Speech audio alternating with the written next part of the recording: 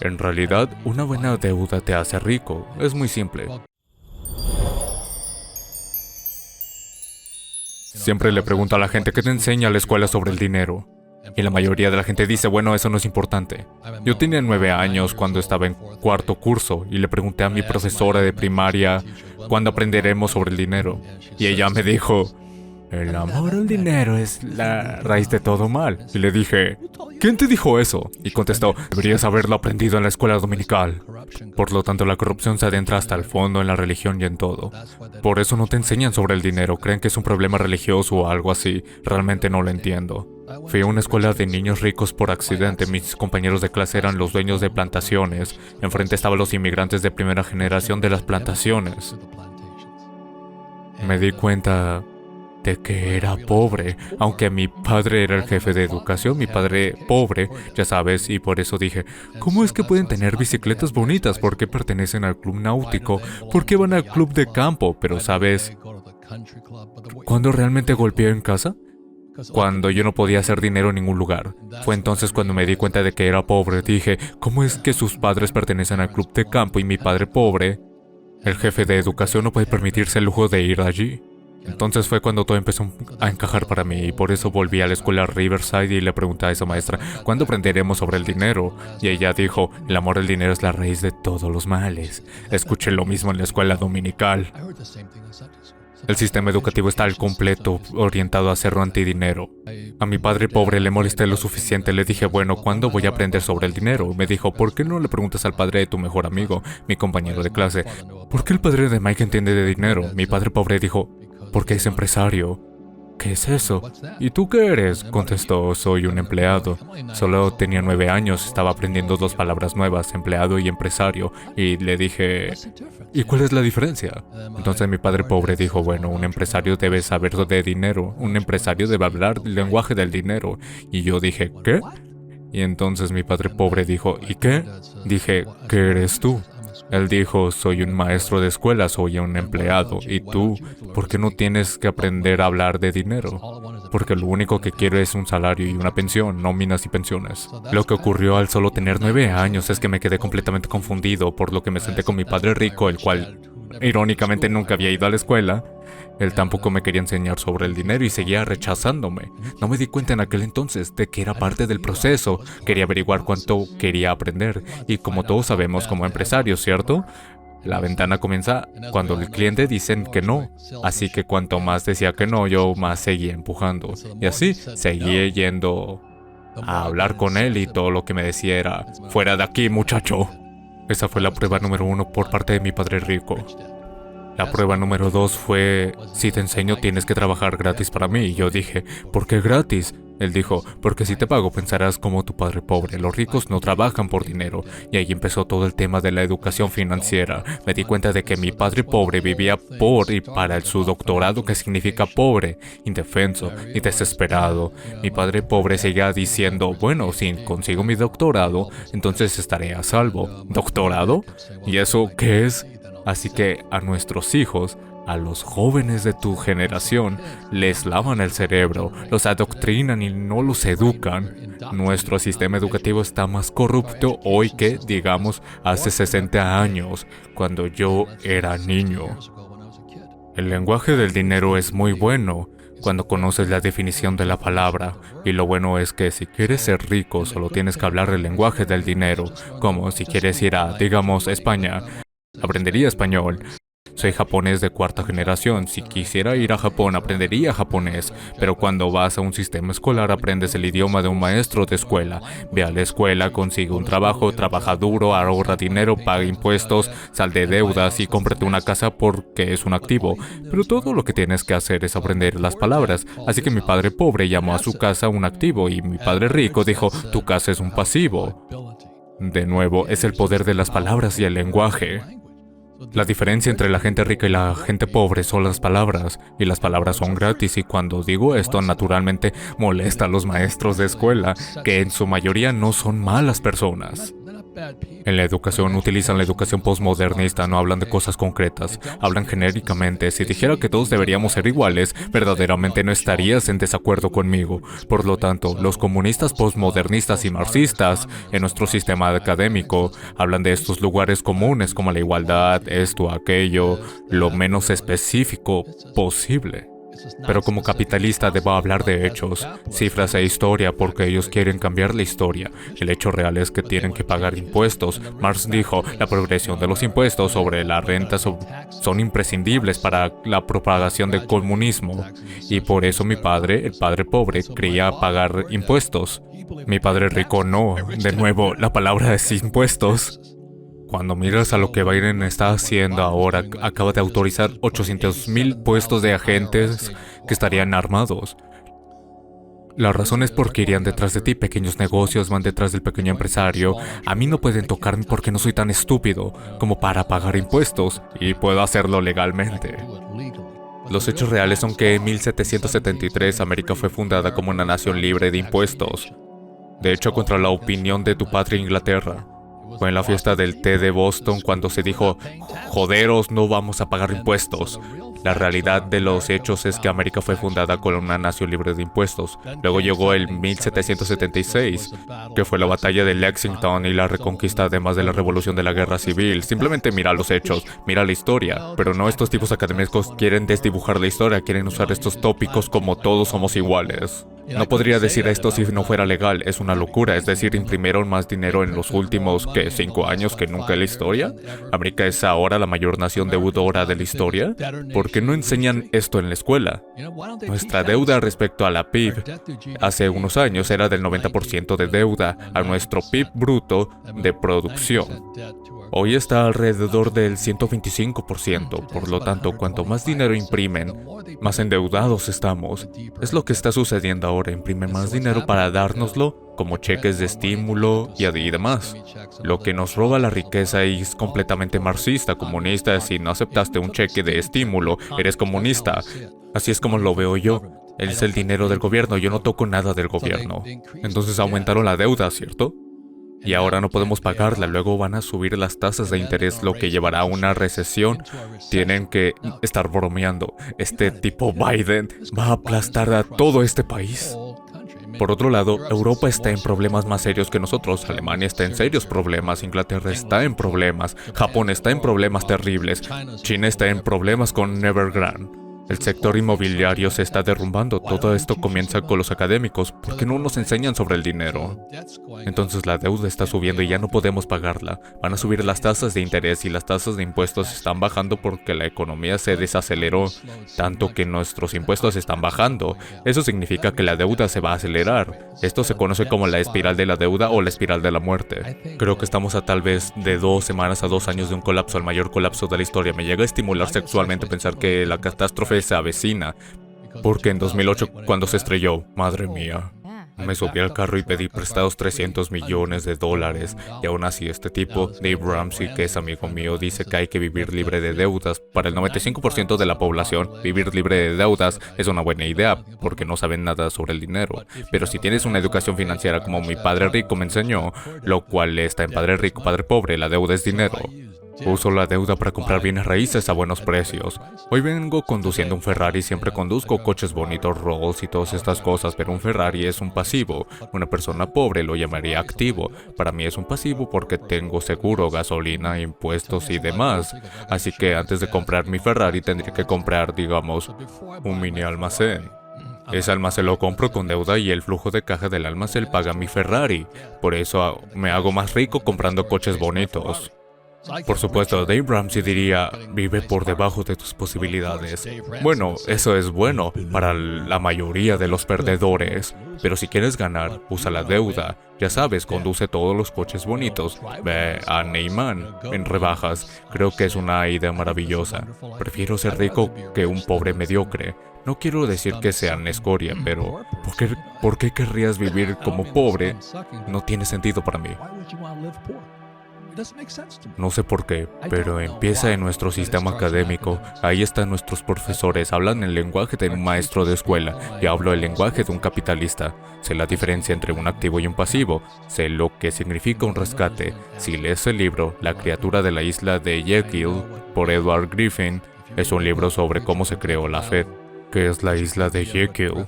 Creo que en 1913 es el capítulo de apertura, es el nombre del juego, es un rescate. Así que cada vez que los bancos tienen problemas, todo el sistema está configurado para rescatar a los ricos. ¿En serio? No, no harían eso. Es decir, se supone que somos todos iguales y todas estas cosas. No.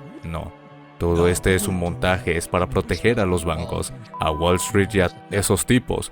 Por eso no ahorro dinero, pido prestado. Y es por eso que no hago acciones, bonos, fondos de inversión, ni ETFs. Como Tony Robbins recomiendan. No toco esas cosas y no confío en el sistema escolar. Soy un empresario por lo que puedo crear mis propios activos. No necesito comprárselos a Wall Street o a los bancos. En realidad, una buena deuda te hace rico. Es muy simple. Compré una propiedad en San Antonio. Vamos a simplificarlo. La compramos con una deuda de $20 millones porque el banco quería deshacerse de ella. Porque era un pasivo del banco ya que nadie le estaba pagando y los impuestos se iban acumulando. La compramos por $20 millones, la arreglamos y esto es, de nuevo, el lenguaje del dinero. Aumentamos los ingresos netos de explotación. En el momento en el que rehabilitamos, con todo ese dinero prestado conseguimos alquilarla. Los ingresos netos de explotación aumentaron y pasamos de 20 millones a 40 millones. La mayoría de la gente vendería, ¿verdad? Oh, voy a conseguir $40 millones. No lo hagas, porque en el momento en que lo haces, devenga el impuesto de ganancia patrimonial. Por esto, lo que hacemos es pedir prestado el capital y compramos más propiedades. Así se convierte en deuda libre de impuestos, si se puede llegar a entender. Así de poderoso es el sistema bancario. No estoy en contra de los bancos. Me gusta la deuda. El dinero es libre de impuestos, que es deuda. Y cuando Dave Ramsey dice vive libre de deudas, sal de ellas, vive por debajo de tus posibilidades. Yo digo, ¿por qué? No tienes que hacerlo si conoces el lenguaje del dinero. Si no tienes deudas, la economía se detiene. La única forma en la que se crea el dinero, si se entiende lo macro del dinero, se entiende que si no pedimos prestado dinero, no se crea dinero, no sucede hasta que voy al banco o utilizo mi tarjeta de crédito. En el momento en el que pido prestado dinero es cuando se crea, por lo tanto el dinero se crea a partir de la deuda. Los ahorradores, ellos no quieren a su dinero ya que el ahorro es un pasivo. ¿Sabes por qué? Porque el banco tiene que pagarte intereses. No quieren tus ahorros, quieren la deuda de tu tarjeta de crédito. ¿Sí entiendes eso? Todo es al revés, déjame decirte esto. Todas las monedas tienen tres caras, cara cruz y el canto de la moneda. La inteligencia financiera es quedarse quieto en el canto y ver lo que está bien y lo que está mal en ambos lados y decidir. Pero nuestra escuela dice, bueno, esto está bien, esto está mal. Por eso los maestros de escuela son pobres, aunque ni siquiera saben que lo son. Creen en los sindicatos. Mira a los pilotos que están en huelga ahora mismo por los sindicatos. Yo nunca me uniría a un sindicato. No digo que esté mal. No soy comunista, no soy marxista. Trabajadores del mundo, uníos. Ese es Karl Marx. ¿Y qué pasa con las elecciones? Stalin dijo que lo que cuenta no es quién vota, sino quién cuenta el voto. No doy consejos financieros, siempre estoy en Fox y demás, hablando de oro y plata porque el oro y la plata son el dinero de Dios. Luego está el Bitcoin, que es el dinero de la gente, y luego está el dinero falso o moneda fiduciaria, el dólar estadounidense, la libra, el yen y el peso. Pero lo más importante es, lo diré de nuevo, que el dinero es solo un lenguaje. Solo son palabras, y las palabras son libres. Pero hasta que no cambies el vocabulario de tu cabeza y aprendas el lenguaje del dinero, al igual que si fuera a vivir a Japón, aprendería japonés. Si el mercado de valores se desploma, no será solo las acciones, van a ser los bienes raíces, van a ser las acciones y los bonos. Estamos colapsando ahora. Es como si Neiman Marcus estuviera en rebajas. Y entiendan esto, los bancos tienen que prestar dinero, no quieren tus ahorros. Por eso cuando dicen deberías ahorrar dinero, ¿por qué haría eso si existe la flexibilización cuantitativa? Idiota. ¿Por qué haría eso cuando están imprimiendo más dinero que nunca en la historia de la humanidad? ¿Por qué ahorrar dinero cuando Estados Unidos es la mayor nación deudora en la historia del mundo? Tienes que ser realmente un estúpido. Probablemente fuiste a la escuela, probablemente eres un maestro de escuela.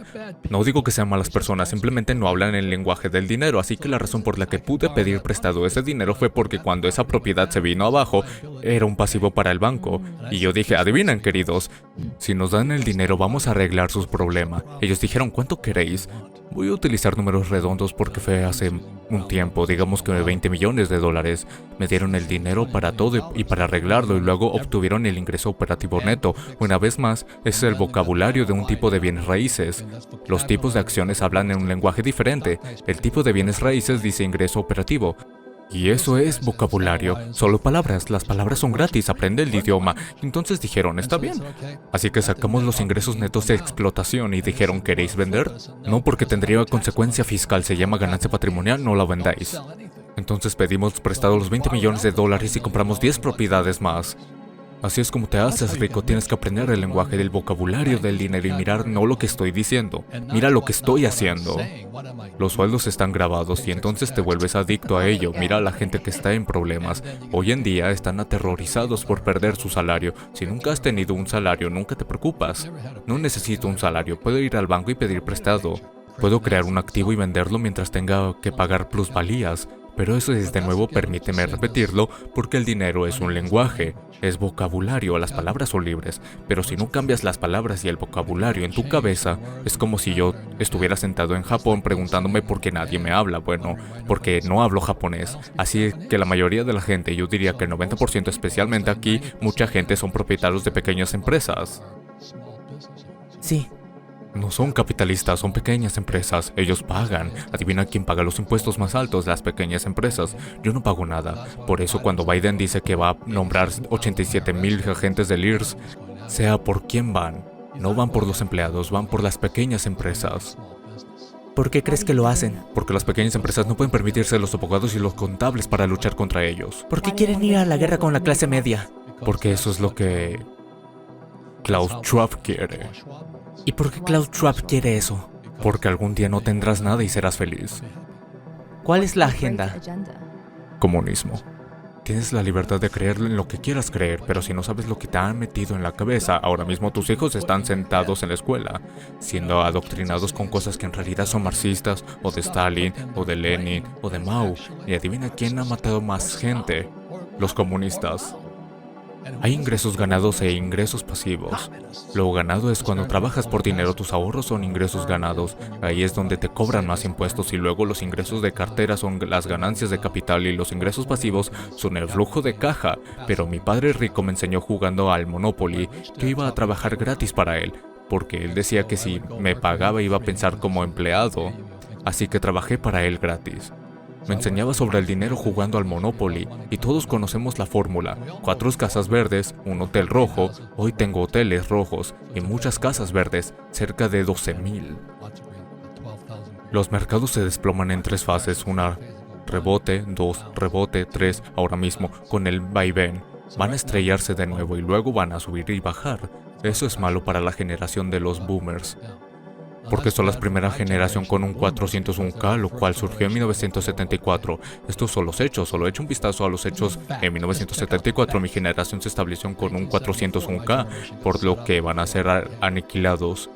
Si tus padres son de mi generación, puede que tengas nuevos compañeros de piso, van a perder sus casas, van a perderlo todo. La otra cosa que les va a pasar es que su mayor gasto surgirá en los últimos 10 años de su vida, los llamados gastos médicos. Con esto, sabiendo todo esto de nuevo, viendo los hechos, las cifras y la demografía, soy dueño de residencias porque tienen que ir allí. Y a la persona promedio de bajos ingresos se le va a cobrar $100,000 al año para vivir en una residencia. Poseo esas cosas. También poseo alimentos, por lo que invierto en toros Wagyu. Ahora, ¿por qué Wagyu? Porque es una raza de toros japoneses. Compré un toro Wagyu y lo que hacemos es que vendemos el semen para que sea envasado. Ese semen puede fecundar con una inyección como a 100 vacas. Me quedo con un porcentaje de cada ternero. Es increíble. Eso respecto a la comida. ¿Y por qué Wagyu? Por la raza. Los ricos siempre tendrán dinero. Poseo minas de oro, poseo toneladas de oro, poseo plata, poseo Bitcoin, pero no compré Bitcoin. Hoy está alrededor de los $20,000. Acaba de romper por debajo de 20,000. Lo compré por $6,000. La lección es la educación financiera. Tus ganancias se hacen cuando compras, no cuando vendes. Lo que le pasó a la mayoría de la gente cuando subió es que estaban comprando en la parte superior. Lo mismo que los bienes raíces aquí en Miami. Estaban comprando en la parte superior. Simplemente espero a la caída. Y así, cuando la próxima caída venga, tendré toneladas de dinero en efectivo. Estoy listo para ir a la próxima caída, pero si tú no tienes el vocabulario o las palabras o el lenguaje del dinero en tu cabeza, probablemente estés diciendo, debo ahorrar dinero, o tal vez debería salir de la deuda, tal vez debería vender mi casa y pagar la plusvalía, tal vez debería poner más dinero en este mercado de valores, acciones, bonos, fondos de inversión y ETFs. Y yo no toco nada de eso. Espero que hayas disfrutado del vídeo. Asegúrate de darle al botón de suscribirte para ver más vídeos increíbles como este. Esto ha sido Mentes Brillantes. Gracias por vernos.